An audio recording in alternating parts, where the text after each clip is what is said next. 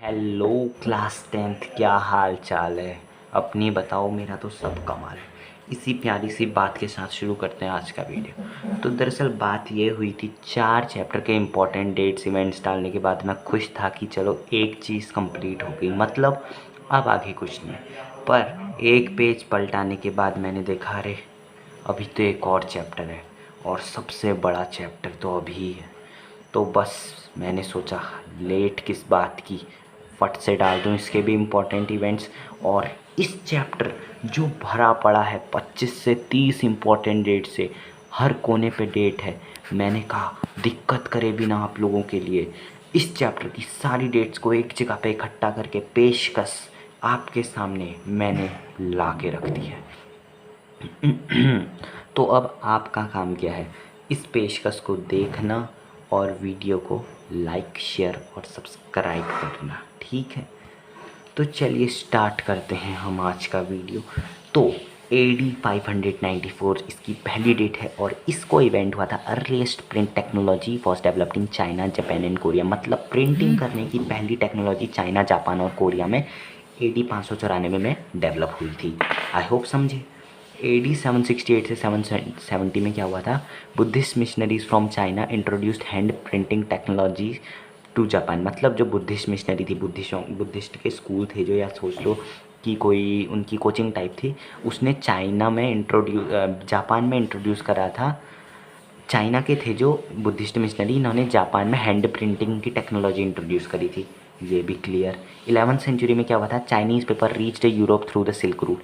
Silk route से Chinese paper Europe पहुंचा था, इम्पॉर्टेंट, ये भी clear. 15th century, wood blocks were being widely used in Europe for printing textiles, playing cards and religious pictures with simple brief text. इसका मतलब है, तो इस टाइम पे क्या हो रहा था, 15th सेंचुरी में वुड ब्लॉक्स मतलब एक टाइप का पेपर समझो तुम, इसको यूरोप में बहुत ज़्यादा यूज़ करा जा रहा था कार्ड्स खेलने के लिए और कुछ रिलीजियस पिक्चर्स छापने के लिए, लिखने के लिए, रिलीजियस है या फिर सिंपल नॉलेज वाली बातें 15th सेंचुरी में यूज़ करा जा रहा था वुड ब्लॉक्स का, ठीक है।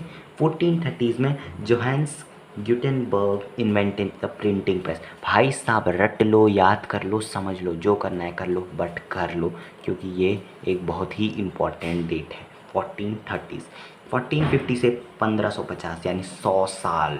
इन 100 सालों में क्या हुआ, printing press were set up in most countries of Europe. मतलब यूरोप की बहुत सारी कंट्रीज़ में प्रिंटिंग प्रेस का फेमस हो गई, मतलब प्रिंटिंग प्रेस का इस्तेमाल होने लग गया।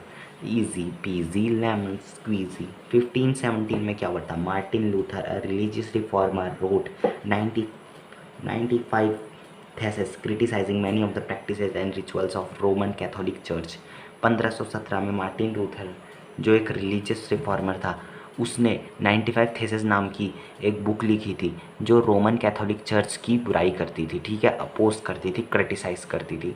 अब मैं थोड़ा स्पीड बढ़ाऊंगा क्योंकि बहुत सारी डेटें अभी बची हैं, वरना वीडियो बहुत लंबी हो जाएगी। 1558 यानी 1558 में क्या होता है, the Roman church troubled by the effects of popular readings and questionings of the faiths impose several controls over publishers and book sellers and begin to maintain an index of prohibited books. इसका मतलब होता है, ये line जितनी लंबी है इनका meaning इतना ईजी है। इसका मतलब क्या हुआ था, जो रोमन चर्च था उसको क्रिटिसाइज़ करा जा रहा था बहुत सारे पॉपुलर पब्लिशर्स द्वारा, तो इस पर बैन लगा दिया था रोमन चर्च ने, और एक मतलब एक लिस्ट बनानी शुरू कर दी थी वो बुक्स जो बैन करी जा रही थी उनकी। अब पहुंचते हैं मिड 16th सेंचुरी में। इसमें क्या हुआ था, the first printing press came to Goa with Portuguese missionary. मतलब इंडिया में भाई पहली प्रिंटिंग प्रेस आ चुकी है इस साल में। और 1674 में क्या हुआ था, about 50 books had been printed in Konkani and in the Kannada languages. 50 books कम से कम प्रिंट हो गए कोंकणी और कन्नड़ा लैंग्वेजेस में, इंडियन लैंग्वेजेस हैं जो। 1780s में क्या था, literature mocked the royalty and criticise their morality, this result in the growth of hostile sentiments again the monarchy. मतलब जो लिटरेचर था, अब तो बुक्स छपनी शुरू हो गए हैं, उसने राजा लोगों की जो पॉलिसीज़ थी उनकी बुराई करनी शुरू कर दी और वो कहा कि ये मॉरल वैल्यू के ख़िलाफ़ है। इसका क्या हुआ, मोनार्की के ख़िलाफ़ एक मूवमेंट टाइप बनने में इसने इंपॉर्टेंट प्ले किया था, इस टाइम पे हुआ था 1780s में। 1780s में क्या था, James Augustus Hicky begin the Bengal gazette a weekly magazine. Important, Bengal gazette तो इंडिया में बहुत फेमस थी, ठीक है।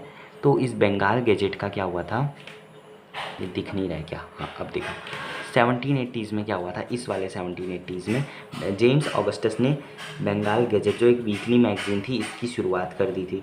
1810 में क्या हुआ था, the first printed edition of Ramcharitmanas of Tulsidas आई थी 1810 में। 1820s में क्या होता है, the Calcutta Supreme Court passed certain regulations to control the press freedom and the company began encouraging publication of newspapers that would celebrate the British rule। जो Calcutta supreme court ने थे उसने बहुत सारे फ्रीडम ऑफ, इस टाइम पे क्या होता है, जो कलकत्ता सुप्रीम कोर्ट थे उसने बहुत सारे इंडियंस पब्लिकेशंस जो बुराई करते थे ब्रिटिश की उसको कंट्रोल करने के लिए बहुत सारे रूल बनाए और अंग्रेज़ों ने जो उनकी तारीफ़ करते थे उन पब्लिशर्स को प्रमोट करना शुरू कर दिया था। 1821 में क्या हुआ था, Raja Ram Mohan Roy publish the Sambad Kaumudi and the Hindu orthodoxy commissioned the Samachar Chandrika to oppose his opinions. Raja Ram Mohan Roy थे संबत कौमुदी और हिंदू ऑर्थोडॉक्स ने समाचार चंद्रिका इनके खिलाफ ले आए थे, ठीक है। 1822 में 2 Persian newspapers were published, Jami Jahannuma and Shamsul Akbar. A Gujarati newspaper the Bombay Samachar was also published, समझ ही गए होंगे। 1835 faced with urgent petitions by the editors of the England and the vernacular newspapers, Government General Bentinck agreed to revise press laws. Thomas Macaulay formulated new rules that restored their earlier freedom। इस लंबी सी line का meaning बहुत आसान है। क्या हुआ था, बहुत सारे अंग्रेज़ और भारतीय न्यूज़पेपर वालों ने डिमांड करी कि ये लॉ हैं जो ये बहुत ज़्यादा गंदे हैं, हम तो खबरें ही नहीं छाप पा रहे हैं। तब थॉमस मैक्यूले ने इनकी बात मानी और पुरानी बहाली कर दी, मतलब इंडिपेंडेंस दे दी थी, ठीक है। 1816 में few Bengali women such as Kailash Bashini Devi wrote books highlighting the experience of woman. इन लेडीज़ ने ये बुक जो एक्सपीरियंस ऑफ वुमन हाईलाइट करती थी छाप दी थी, ईजियर। 1871 में Jyotiba Phule the Maratha pioneer of low caste protest movement wrote about the injustices of the caste system in गुलमागिरी।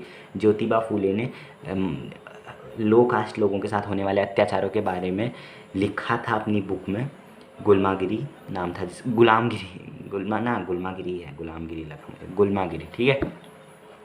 Actually ये मिसप्रिंट ही हुआ है, ये गुलामगिरी है, ऐसा तो कोई नाम नहीं होता है, गुलामगिरी है, ठीक है। गुलामगिरी नोट कर लेना इसको, गुलामगिरी। अब 1876 में क्या हुआ था ना, रास सुंदरी देवीज़ ऑटोबायोग्राफी पब्लिश हुई थी, अमर जीवान नाम था और ये पहली बंगाली लैंग्वेज में पब्लिश होने वाली फुल लेंथ ऑटोबायोग्राफी थी।